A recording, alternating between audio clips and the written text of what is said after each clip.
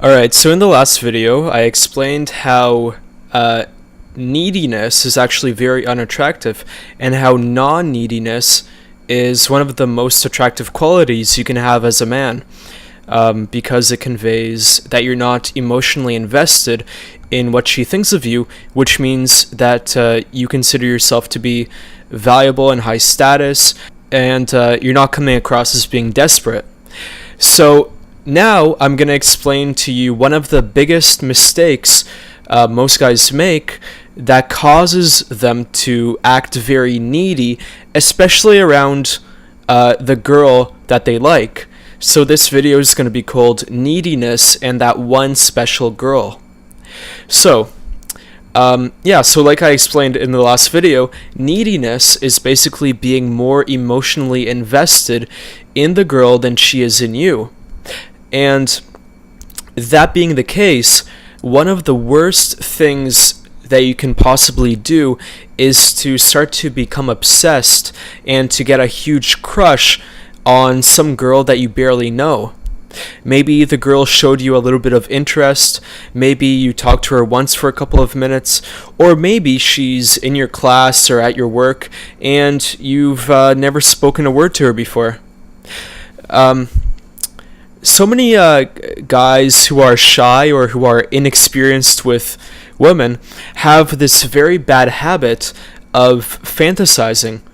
They fantasize about some girl that they like for months, and they torture themselves over some crush for months or years, and they're never actually able to work up the courage to actually talk to the girl or to ask her out on a date. I remember, for example, I was extremely shy, especially in school growing up, and two girls in particular. I remember there was one girl called Lindsay who I used to like in elementary school. Nothing ever happened with her, obviously. I made sure to hide as much as possible any sign that I was interested in her. I was terrified of her finding out that I liked her. And then another girl called Sarah, who I liked for most of high school, and of course nothing happened with her either, but I spent many days fantasizing about what it would be like to actually date her or to have her as a girlfriend. And there were definitely many other girls, both in school and later on in university. And the funny thing is, these two girls that I mentioned, Lindsay and Sarah, I think both of these girls actually kind of liked me, at least a little bit at one point, because the reason why I started to get a crush on them is because I caught them looking at me a couple of times, and then I started to fantasize. But unfortunately, even if they did like me, nothing ever happened because I fell for this trap that I'm going to talk about in this video. So, maybe you talk to some girl for just a little bit, or maybe you never even talk to her, but you just really like her for some reason. Or maybe there's actually a girl who you met, maybe at a party or through friends, and you actually had a nice conversation, and you got her number, and then you got obsessed with her. Alright? And after you got obsessed, whether you talked to her, didn't talk to her, you start to do things like you start to look up her photos on Facebook, and you try to see if you two have anything in common. You went out of your way maybe to pass her in the hallways in school. You tried to find out everything you could about her, and then you spent hours imagining what it would be like to go out with her, to have her as your girlfriend, and so on. And maybe you even start to believe that this girl's special, that she's different, that she makes you feel a certain way that no other girl can, and maybe even that she's your soulmate. Meanwhile, she may not even be aware that you even exist. So really, you're just sabotaging yourself. When you spend all this time thinking and fantasizing about some girl, what do you think happens when you actually want to go and talk to her? You're too nervous to even move. You've thought about her for so long, and you've built her up in your mind into such a perfect creature that you become literally paralyzed by fear. And even if you do somehow talk to her by accident, the way that you behave communicates to her that you would be totally crushed if she were to disapprove or reject you in any way. You're basically tricking yourself into feeling nervous, awkward, and uncomfortable with the girl that you like. So you put way too much time and effort into thinking about this girl before she had done anything to truly earn this much attention from you. By repeatedly thinking about this girl, you've basically hypnotized yourself into believing that you actually know her when you don't. And she probably is totally different than this fantasy girl that you have in your head of what she's like. So the reality is that you don't know her, and this is the first step to getting out of this trap of the crush or the one special girl. If you have a crush, or if you have some girl that you're desperately trying to turn into your girlfriend, but you can barely talk to her because you're so nervous, then what you need to understand is that you don't know her. The image of her in your head is almost 100% guaranteed to be much different than how she really is. And the reason why is because people tend to put out their best parts for the world to see. So, you may only see her positive qualities, and you don't see her negative qualities that her close friends might see. And because you only see the good parts of her, you then imagine all these other good parts of her. You imagine that she might be super sweet and faithful and nice when she might not be. And you imagine her to be a perfect fit for you, when in reality, there might not actually be any chemistry to both of your personalities. So until you have gotten to know someone over a period of time, you have no idea what they're actually like. That girl who you think is perfect may be annoying to hang out with. She may be needy herself, or insecure. She may be insecure despite being beautiful. She may be completely unintelligent, or she may be into the celebrity gossip shows that you hate. So don't be won over so soon, and don't have too many expectations with any one girl unless you have spent a lot of time with her already. If there's some girl that you think is cute, don't start fantasizing about her. And the first time you talk to her, you should talk to her without having any hidden agenda of trying to make all your fantasies come true and trying to make her into your one true love or your girlfriend. Instead, the first time that you talk to her, you should be talking to her to find out what she's actually like. Keep it casual and find out if you two have chemistry. Don't be won over by looks alone. The truth is, there are plenty of cute girls out there, and many of those girls are as cute as the one that you're obsessed about, and they have a personality that you would like spending time with. So the key is to make your mindset of what else does she offer than looks. It's best to have an attitude of what else do you offer. Does the girl have something else other than her looks going for her? So do not put the girl on a pedestal before you even know her. Treat her as an equal human being, not some perfect goddess. And this is why so many women give guys the advice to be yourself. They don't like it when a guy is trying so hard to impress them and to get them to like him when they haven't even done anything to deserve his attention yet except looking pretty. Realize that how someone looks does not dictate how valuable they are or how much you should want them to be your girlfriend. That's just the first step. But there's so much more that you need to find out about her before you can start to imagining her as being your girlfriend. And remember what I talked about before, being good looking is more about luck and getting the right genes than anything else. Does this girl have anything going for her besides her looks? You have to ignore Disney.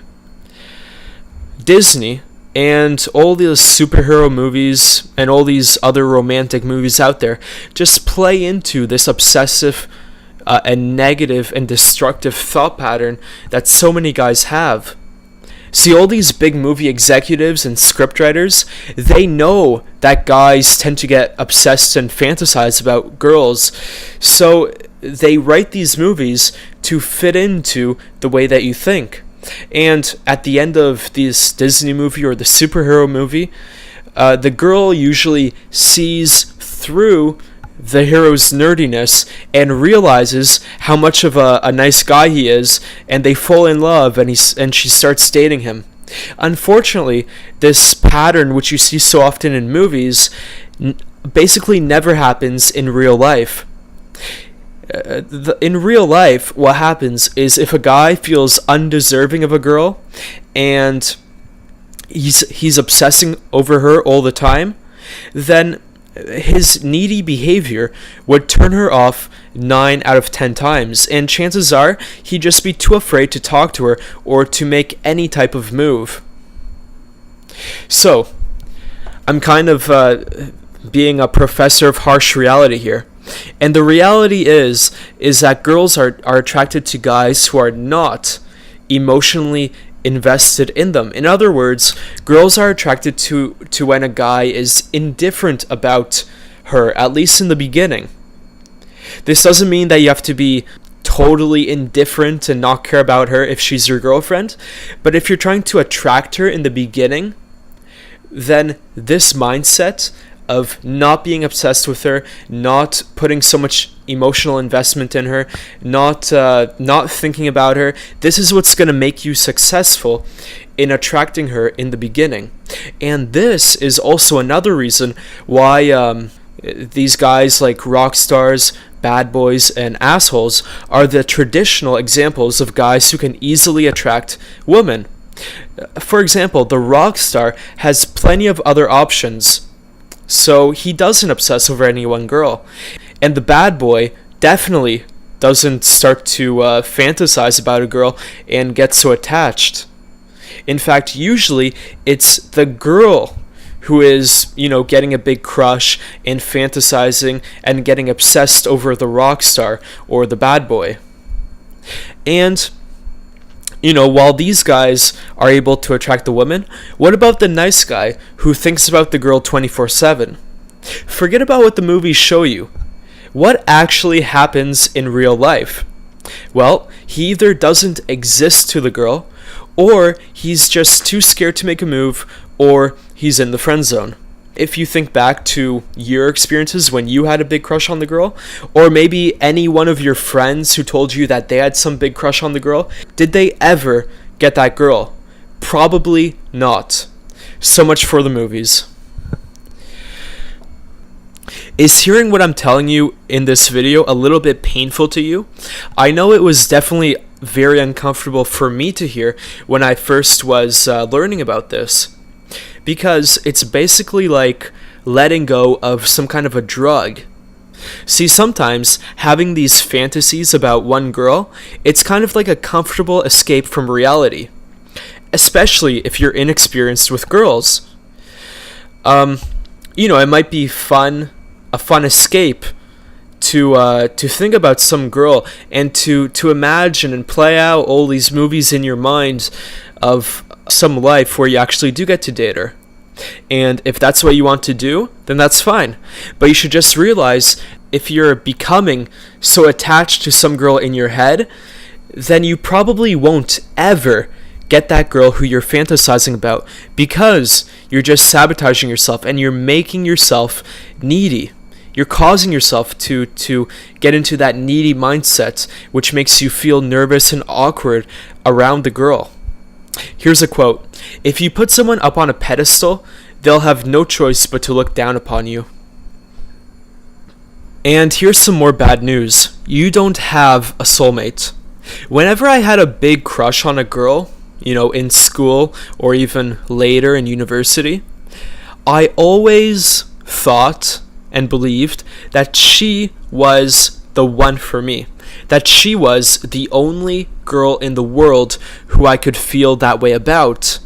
And the irony was, a couple years later, when I got some new crush, this new girl was suddenly the only girl that I could also feel that way about. It just transferred over to like the new girl, from crush to crush to crush. And I'm sure if you think back, you would probably feel the same way. Even though it may feel this way now, or at the time whenever you have some crush, that this girl is special and that she is the only one, the reality is that you're hypnotizing yourself into believing this, and there isn't one girl or one soulmate that can make you feel a certain way. In fact, there are many girls out there who you could have the same type of chemistry with.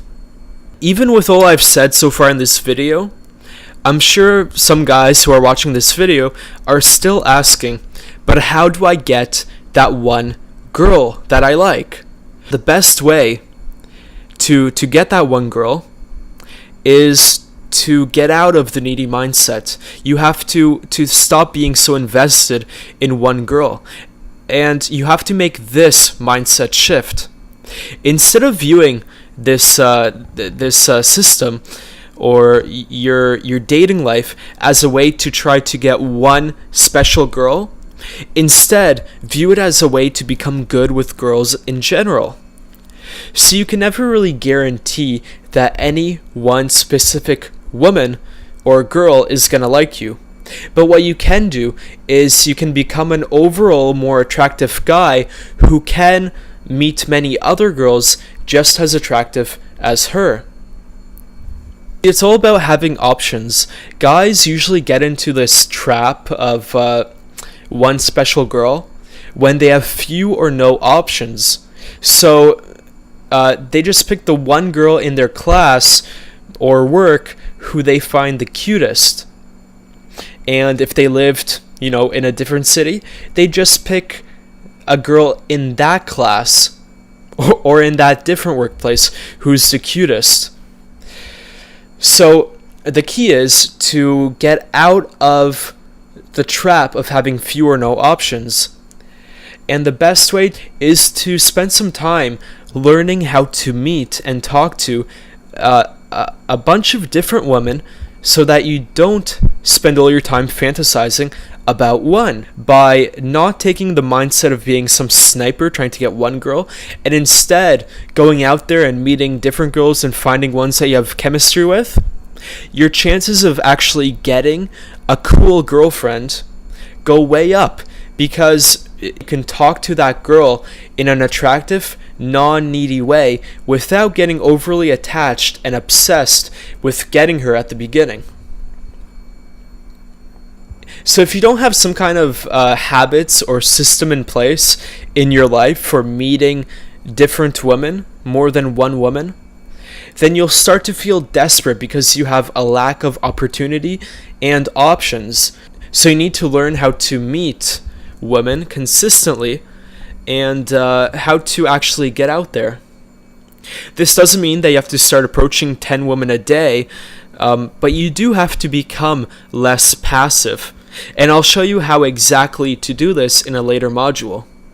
So I hope in this video I've given you kind of a quick overview of why this one special girl mindset is so destructive, and how fantasizing about one girl is just going to make you needy around her and sabotage your chances with her. And now you know that the best mindset to have is to think about what else does she offer. Don't be immediately won over by looks. And also, you should put a strategy in place in your life where you're meeting many different women or girls, so you don't just have like one option. In the next video, I'm going to show you more ways that you can use to become non-needy, which means that you're going to be more attractive. And this is going to be about designing a life that actually makes you attractive.